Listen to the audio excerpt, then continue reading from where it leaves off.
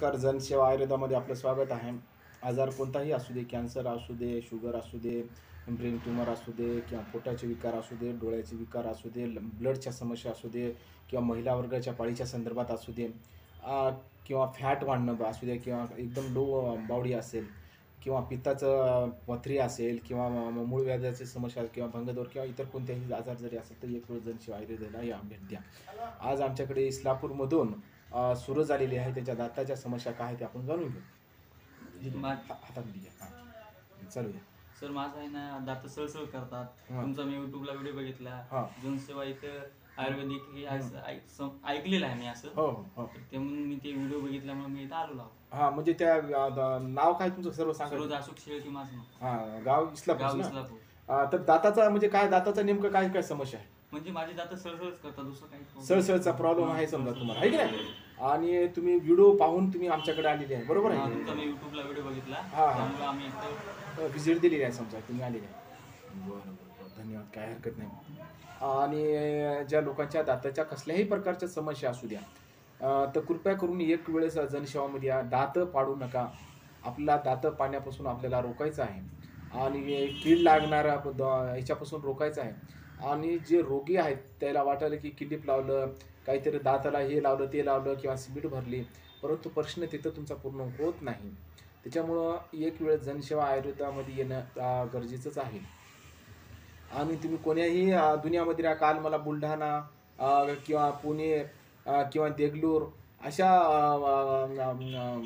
तिकडून येत आहे फोन, परंतु त्या रोगीला मला स्पष्ट म्हणायचं आहे, इथं जोपर्यंत तुम्ही येत नाही तोपर्यंत तुमचा जो रोग आहे तो कसा वाढत आहे आणि कशामुळे वाढत आहे हे तथ्य आणि हे जे विचार आहेत. कारण जोपर्यंत रोगी इथं येत नाही त्या रोगीला पाहिल्याशिवाय मला त्याचं सर्व काही बघल्याशिवाय त्याचं ट्रीटमेंट द्या येत नाही. आता तुम्हाला वाटत आहे की कुठं औषधी पाठवा, बिलकुल पाठवण्याची व्यवस्था काहीच नाही. तुम्ही रोग इथं येऊन आणि ज्या रोगीची काय कमतरता आहे त्याला पाहिल्याच्या नंतर, त्याची तपासणी केल्याच्या नंतर किंवा त्याला प्रत्यक्षात सर्व गोष्टीची पडताळणी केल्याच्या नंतरच दवा आम्ही देणार आहोत, जेणेकरून भविष्यामध्ये तुम्हाला रोग लागू नये आणि तुमचा जो रोग लागलेला आहे ते कमी होण्यासाठी हे जनसेवा आयुर्वेद दवाखाना केव्हाही आपल्याला उपलब्ध आहे. आजार कोणता बी असू दे, लाखो रुपये तुम्ही खर्च कराले, इकडे चालले तिकडे चालले, एक वेळ जनसेवाला या. जर पैशाची बचत करायची असेल तर, अन्यथा तुम्हाला पैशाची जर बचत करायची नसेल तर तुम्ही निर्मला जा, याला जा, त्याला जा. काल परवा एक निर्मलचाही फोन आला होता, तर त्यांच्या इकडे निर्मलला दवाखाने दाखवले, तिकडे कोणीकडे तर दाखवले, 17-60 दवाखाने दाखवून आणि ते आमच्याकडे आम्हाला फोन लावला होता.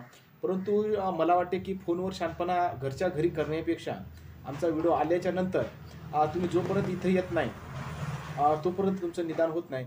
ते घरून आपल्याला 4 पक्क फुटते जास्त शहाणपणा करायला, पण ते शहाणपणाचे जे पक्क आहे काही कामाचे नाही. जोपर्यंत ते पक्क घेऊन आहे की नाही तुम्ही इथे येणार नाही जनसेवामध्ये आणि प्रत्यक्षात इलाज करून घेणार नाही तोपर्यंत तुमच्या रोगाची किंवा नायनाट कशी होत येईल हे तुम्हाला मिळणार नाही. आणि जनसेवामध्ये आलं की तुम्हाला भेटणं होते, बोलणं होते, सर्व गोष्टी तुमचं निराकरण होते. औषधी घेतल्याच्या नंतर सर्व गोष्टी तुम्हाला लक्षात येऊन जात राहते.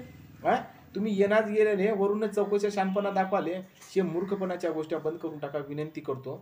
राग येत असेल तर काय हरकत नाही, डायरेक्ट टू डायरेक्ट माझं फेस टू फेस बोलणार राहते आणि त्याच्यामधले काही हे नसते. तुम्ही जोपर्यंत येत नाही, आपण 17-60 दवाखाने करालो एवढं तरी पहा की तिथं करालो, इथं एक वेळेस येऊन बघायचं, जनसेवेचं ट्रीटमेंट घेऊन पाहायचं, मग बघा. त्याच्यात याच्यात किती जमीन आणि आसमान. मी आसमान आहो, जमीनवाले जे आहे त्याला ते बघा.